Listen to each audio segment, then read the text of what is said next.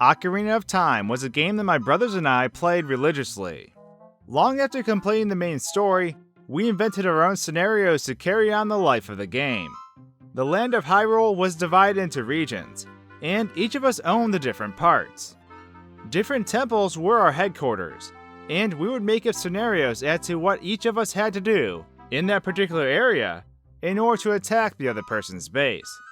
Obviously, this was pretty darn silly, since once the game was clear, there wasn't much to do, but we still enjoyed it anyways. Interesting enough, the temples I had control over were the water and the shadow. The latter was particularly ironic since I was terrified of redeads, but I mustered up the courage anyways. Over time, the fear associated with the dark subsided, and this grim place became one of my favorite areas. With that said, let's take a trip to Hyrule's bloody past, and dive into the historic area known as the Shadow Temple.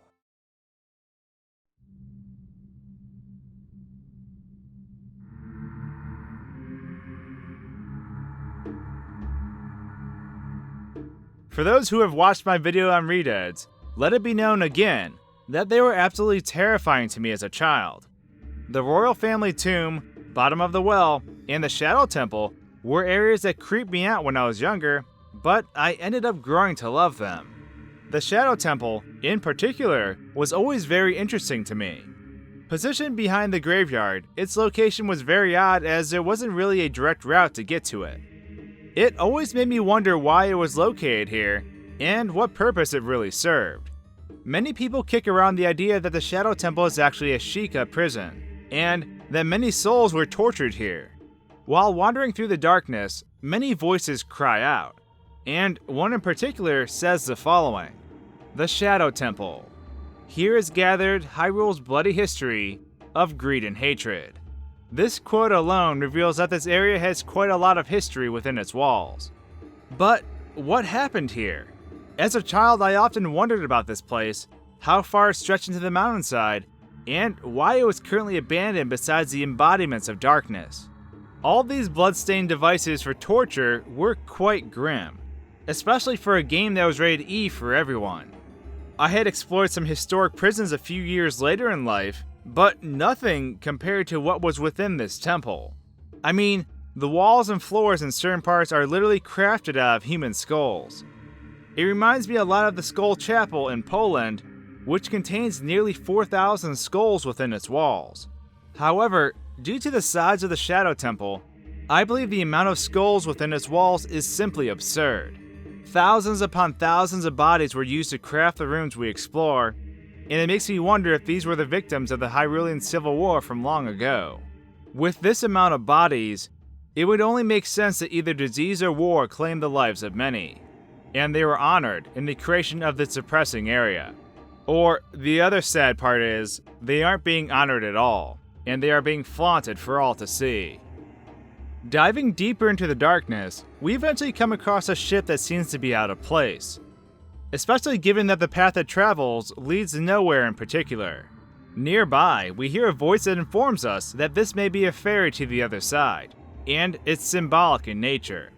However, from a practical standpoint, it doesn't really make a whole lot of sense, especially given that the boat isn't actually floating on water, and randomly descends hundreds of feet below into the darkness. As a child, I often came to this area to fight the Stalfos on the boat because I thought the fight was fun. But when I think of it now, this room shows that this temple was constructed in a series of caverns that existed in the mountain. The stone pillars in this room reflect this, as does the large room in the middle of the dungeon. By far, though, the oddest thing of all in this temple is the boss fight. Bongo is quite the scary creature, and his arena is very confusing. I'm not entirely sure why there is a large drum in the room, especially given that this wasn't where Bongo was originally from, as Bongo was originally kept in the bottom of the well, unless this area has importance to him from many years ago. Now, while these areas may be very well linked, that means this area with the drum was dormant while Bongo was sealed, and we really don't know in which order things happened. However, by the nature of the room, and seeing how the character has to fall down a large pit, perhaps the flexible drum was created so the victim would not die from the fall.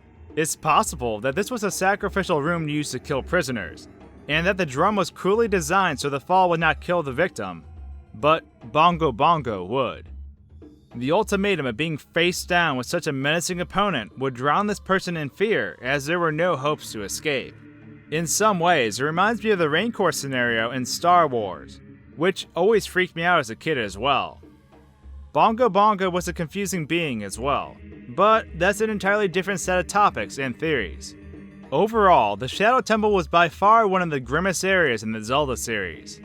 I still have so many questions about the Shadow Temple's connection to the bottom of the well, the royal family crypt, and the extensive route of passages you find beneath the graveyard while hunting for the hookshot. It's an area burdened with a sad history and a bloody past that will forever intrigue us as the years carry on. And while all of this is super dark, it was still an area that I cherished as a kid. So, despite the depressing and horrific nature, the Shadow Temple will always be one of my pixel portals. But now that we've dove into the darkness, I'd love to hear your thoughts about this area. What was your favorite temple from Ocarina of Time? What purpose do you think the Shadow Temple served in the past? And last, although we didn't talk about it in this video, where do you think Bongo Bongo originated from? Let me know your thoughts in the comments below. And with that, thanks for tiptoeing along through this frightful journey. If you'd like to join me on my YouTube voyage and help me uncover the forgotten lore of the past, then the subscribe button is just what you're looking for. Thanks for watching, guys and gals, and until my next video, cheers. You've made it to the end of the video, but wait, your quest isn't over yet. If you haven't watched my video on Redeads and whether or not they are a corpse or made of clay, you should definitely check it out. On the other hand, perhaps you'd like to check out my last pixel portal on Pumpkin Hill from Sonic Adventure 2. Although not as grim as the Shadow Temple, it's a pretty unique and frightful area as well. I'll be sure to tackle more places in the future, but in the meantime, I hope you enjoy.